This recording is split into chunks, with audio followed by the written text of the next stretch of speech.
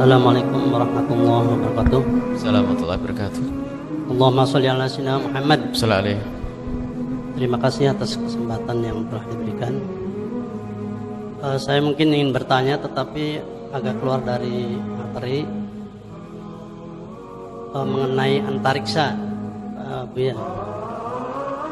Dulu waktu kita belajar di sekolah, di SD, di SMP, bahkan sampai di perguruan tinggi itu mengenai bahwa bumi berputar pada porosnya, bumi berputar mengelilingi matahari, bumi bersama bulan mengelilingi matahari gitu. Nah, itu ada adik saya sendiri lulusan dari AIN, dari bahasa Arab. Itu dia ya ada kaitannya juga tadi mengenai masalah ketika mengalami dia usahanya di bidang jual beli gitulah, jual beli buku dan sebagainya. Nah, satu saat mengalami sebuah kepailitan. Nah, ketika itu dia mendalami, mencoba memahami, membaca, memahami, menerjemahkan, bahkan menafsirkan Al-Quran. Cuman yang saya tahu dia itu hanya memahami hanya berdasarkan kata per kata saja. Jadi kemampuan bahasa Arabnya dikaitkan dengan penafsiran, penerjemahan Al-Quran itu sendiri. Sehingga ketika memahami mengenai bahwa bumi itu adalah merupakan asal katanya dari ardun, itu asal katanya dari ridho. Ridho itu artinya pasrah, diam, tenang gitu. Sehingga bumi itu tidak bergerak, diam saja. Kemudian bumi itu merupakan di dalam Al-Quran kan hamparan, permadani dan sebagainya. Sehingga bumi itu tidak bulat, sebetulnya hanya itu rata. Kemudian dia memahami juga tentang kalimat arduha ka ardis samawati, arduha ka ardis samawati wal ard, bahwa bumi dan langit itu luasnya sama, besarnya sama gitu. Nah, di sini nih kami kacau pikiran dengan pemahaman seperti itu. Nah, kami mohon penjelasan dari Buya, sebenarnya yang seperti apa sih yang benar. Jadi dari pemahaman Al-Quran itu apakah memang seperti itu atau itu pemahaman yang keliru, bahwa dia menganggap bahwa itu adalah merupakan pemahaman yang sudah kita pelajari lama, itu adalah dari pemahaman Yahudi, dikatakannya seperti itu. Jadi kami mohon penjelasan, karena yang namanya ilmu itu kan disesuaikan dengan misalnya kayak ilmu kedokteran ya, yang punya ahlinya adalah dokter. Ilmu antariksawan ya astronom barangkali dan sebagainya. Mohon penjelasannya. Terima kasih. Assalamualaikum warahmatullahi wabarakatuh. Assalamualaikum warahmatullahi wabarakatuh. Ilmu itu harus ada gurunya, tidak boleh ngarang-ngarang. Dan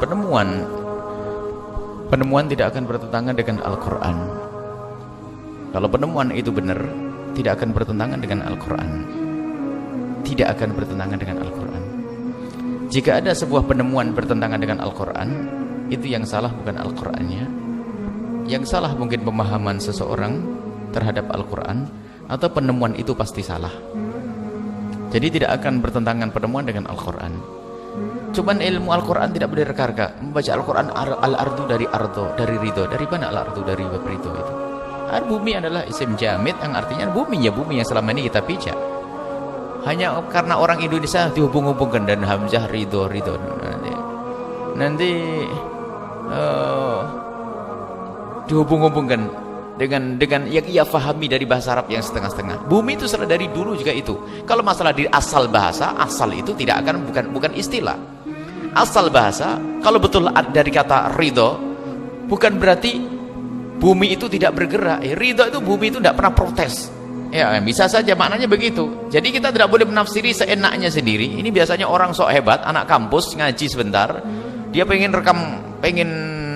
membuat hal yang aneh-aneh. Adapun masalah bumi ini berputar, Al-Quran menjelaskan, wa kullun fi falaki yasbahun, itu mengitari semuanya. Kemudian juga antara bakas bumi itu bundar, tidak ada walal lailu sabiqun nahar, enggak ada malam mendahului siang, tidak ada siang mendahului malam. Malam ada, siang ada. Bagaimana? Malam itu akan selalu ada dan siang akan selalu ada. Bukan berarti malam lalu dihapus oleh siang, tidak. Jadi siang itu ada, malam ada, dan tidak pernah hilang namanya malam, dan tidak pernah hilang yang namanya siang. Jadi tidak pernah bisa dikatakan bahasanya siang itu mendahului malam atau malam mendahului siang, tidak ada. Karena siang itu sudah ada, siang itu ada dan malam ada. Makanya karena perputaran kita, makanya di saat bumi itu berputar ketemu siang, kemudian berputar lagi ketemu malam, kan ada. Jadi siang dan malam tidak pernah hilang. Coba. Dan hakikat ini Al-Quran menyebutkan diturunkan kepada Nabi pada 1400 tahun yang lalu. Ternyata sekarang terbukti bukan malam itu berganti dengan siang, tidak, hanya bergeser waktu kan. Buktinya di sini siang, di Amerika malam. Berarti malam tidak pernah akan hilang. Ini menunjukkan bahwasanya bumi itu bulat dan berputar melalui garis edarnya, dan itu adalah diisyaratkan dalam Al-Quran. Kalau mengatakan tenang, ya ditertawai, jangan menyalahkan Al-Quran. Ente yang otaknya yang salah, itu orang itu. Bagaimana kalau ulama semua mengatakan berputar semuanya, berputar. Jangan sampai digambarkan, jangan sampai kau anggap itu gunung-gunung itu diam. Itu semuanya berputar, bahkan lebih kencang daripada awan. Banyak riwayat menjelaskan ini berputar Al-Quran. Mungkin dia kurang baca Al-Quran. Dan memang biasanya kita punya masalah besar dengan anak-anak yang nggak mau belajar serius. Anak-anak ya santri bisa, anak kampus bisa belajar Arab setengah-tengah, jadi ngomong-ngomongkan Arab nafsiri dengan seenaknya sendiri. Nah, ini kalau dulu pernah ada, dulu tuh ada zamannya penulis-penulis kejawen dulu, seperti Gatoloco sama yang mestinya Baitullah.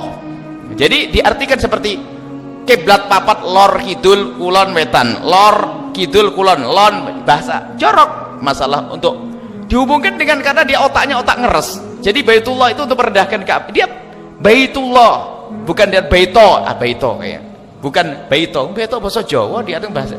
Ya bahasa Arab Baitullah ya rumah Allah. Jadi kemudian lor itu kiblat papat, lor kidul kulon. Kita baca buku Gatoloco sama Darmo Gandul, ini bikin pusing dengan buku-buku begitu. Nah, ini jadi kalau lon itu mohon maaf, ini adalah bahasa, misalnya ini ada proses penciptaan manusia, proses kelahiran, proses hubungan suami istri. Lon, mohon maaf, kelon, ini ajib. Ka'bah dihubungkan dengan itu. Coba ini kan ada dalam kitab Gatoloco sama Darmo Gandul ini. Nah, ini akan muncul orang-orang aneh begini. Dia itu orang Jawa, tidak bisa bahasa Arab. Setiap kalimat bahasa Arab diartikan dengan bahasanya sendiri. Ya ini kan aneh. Jadi biasa orang apa ya, banyak sekarang ini ya, misalnya sholat S-nya jadi apa, L-nya jadi apa. Ini kan terjemahan ente. Dan kita ada kan sholat S-nya jadi apa, hanya ini hanya ngira-ngira saja menurut ente yang sesuai. Bisa saja bagi yang jelek diartikan jelek. Sholat S-nya dia apa, bukan yang baik-baik, bisa diartikan dengan macam-macam. Ini adalah orang yang ngira-ngira dengan bahasanya sendiri dan pemahamannya sendiri.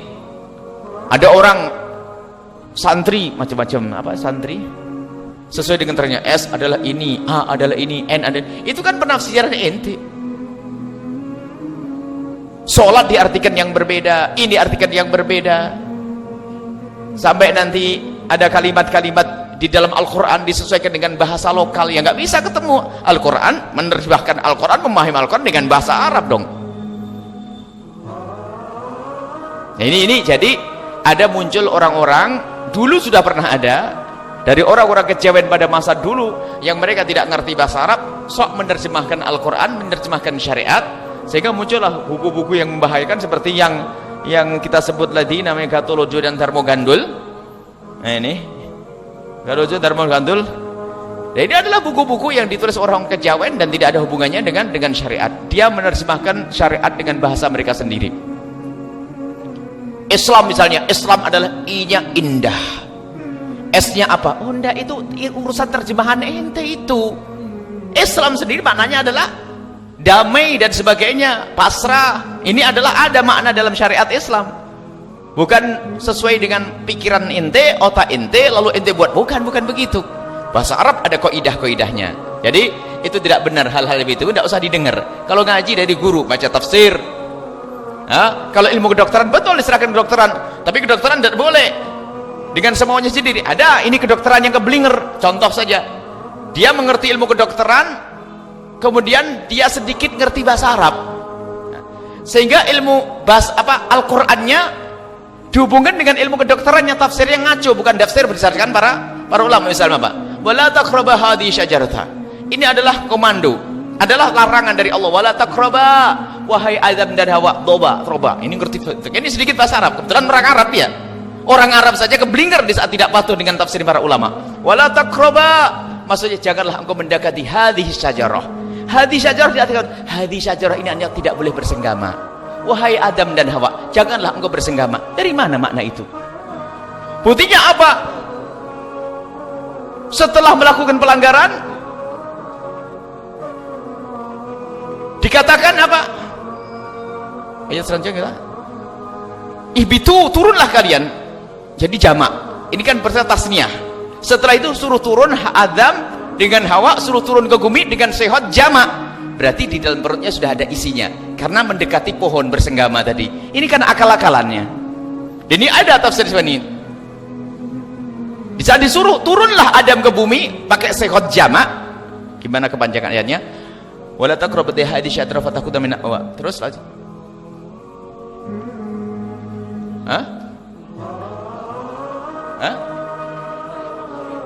Fa'azallahuma syaitan.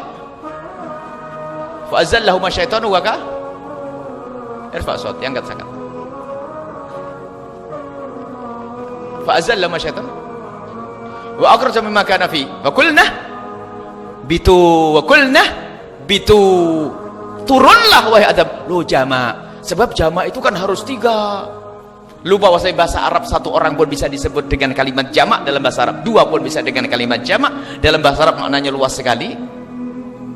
2 pun bisa jamak, bahkan perempuan pun bisa disebut jamak dalam bahasa Arab untuk menutupi. Wa in kuntum fi ardi siwaki, wa in kuntum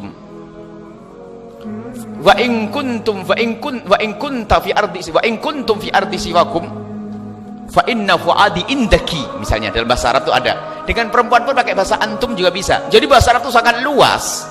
Mana artinya apa? Ihbitu, dia karena dia seorang kedokteran, oh berarti ihbitu dia ngereka-ngereka, nggak pernah ikut mufasir ahli tafsir. Jadi bukan buhun yang dilarang didekati Adam, maksudnya hei Adam, kamu jangan bersenggama. Bersenggama Adam, makanya hamil. Maka di saat disuruh ke bumi sudah ada perutnya. Ini anak mahasiswa ada yang kagum nih. Oh bener nih, ihbitu, turunlah kau ke bumi. Sebabnya jamak. Jamak kan harus lebih dari 2 dalam bahasa Arab. Kalau bahasa Inggris kan 2. Plural kan ada 2. Kalau bahasa Arab adalah berarti ini adalah, wah anak mahasiswa bener, ini tafsir yang ajib. Oh keblinger ente, sakit nanti. Ulama dulu mengatakan syajarah itu pohon di dalam surga yang ternyata dilarang ya pohon, bukan persenggamaan. Jadi ada tafsir-tafsir aneh ini biasanya orang-orang aneh. Kita kalau menghadirkan tafsir berdasarkan para ulama-ulama, bukan seenaknya sendiri, bukan semaunya semuanya sendiri. Nah, baik ya. Kita keluar dari termogandul, kita keluar dari gatoloco, kita akan kembali kepada tafsir-tafsir para ulama-ulama yang muktabar. Jangan percaya dengan bualan orang akhir zaman. Termasuk ada yang menulis tentang bagaimana Isra Mi'rajnya Nabi diakal-akalkan dengan gaya ilmiah. Isra Mi'raj Nabi SAW, Isra Mi'raj, tidak ada seorang penulis terpersona di mana itu. Sidratul Muntaha atau apa ini, lihat. Aneh. Jadi Isra Mi'raj Nabi yang mukjizat menjadi tidak mukjizat. Karena apa? Dia terinspirasi dengan sebuah film. Jadi perubahan kimiawi. Jadi untuk bisa melakukan perjalanan yang panjang, Nabi Muhammad harus melakukan perubahan kimiawi. Yaitu makanya di dalam film yang disaksikan, kalau ada orang ingin melakukan sesuatu yang ingin melakukan perjalanan cepat, harus masuk proses kimiawi. Setelah berubah dari asalnya, kemudian ditembakkan ke tabung yang lainnya, bisa melakukan perjalanan yang cepat. Makanya kenapa subhanalladzi asra bi 'abdihi lailan minal masjidil haram ila masjidil aqsa. Masjidil haram seperti tabung. Ini untuk proses kimiawi. Kemudian Nabi Muhammad ditembakkan ke Masjidil Aqsa. Ini adalah perjalanannya harus singkat. Jadi waktu itu Nabi Muhammad dari badan yang fisik ini dirubah menjadi badan cahaya. Oh, mulai ngelantur dia. Nah ini paling digemari di kampus, masa bestseller tuh. Wah luar biasa. Anak kampus yang tertipu jutaan katanya. Ini anak kampus sampai ada 2 orang hadiahi saya. Buya ini ada buku hebat. Oh ente keblinger, ente salah. Nah ada, Nabi Muhammad tidak rubah menjadi badan cahaya. Badan Nabi, badan jasad terdiri dari tulang, badan dan darah, daging. tulang daging, terdiri dari tulang daging dan darah. Itu Nabi Muhammad waktu meluncur tetap seperti itu. Lah kok nggak kebakar? Namanya mukjizat. Nah, ini banyak keanehan-keanehan. Ini ada orang, dia ternyata latar belakangnya adalah pendidikan umum begitu, rupanya tidak mau patuh dengan para ulama terdahulu, membuat khayalan tafsir. Wah, anak kampus ini yang jarang ngaji ini paling seneng. Wah, hebat, ajib, istimewa. Ngaji. Nabi Muhammad tidak dirubah menjadi badan cahaya. Nabi Muhammad di Isra Mi'rajkan dengan tubuh yang terdiri dari daging, tulang, dan darah, dan tidak dirubah menjadi apapun. Maksudnya kenapa harus dirubah menjadi badan cahaya? Dia berhujjah. Sebab apa? Yang paling bisa melakukan perjalanan tercepat adalah cahaya. Wah, ini kayak waktu saya belajar di SMP dulu, bener nih anak-anak kampus. Hebat ini. Wah, ini ilmiah. Bukan ilmiah, keblinger. Nah, ini sudah, jangan dengar, buang bukunya kayak begitu itu. Kalau ada cerita kayak itu jangan didengar, membahayakan akidah. Kita belajar tafsir, ada kaidahnya, ada guru-guru tafsir. Ada pun masalah kajian ilmiah, penemuan ilmiah tidak pernah kita ingkari asalkan tidak bertentangan dengan syariat Nabi Shallallahu Alaihi Wasallam. Allah alam.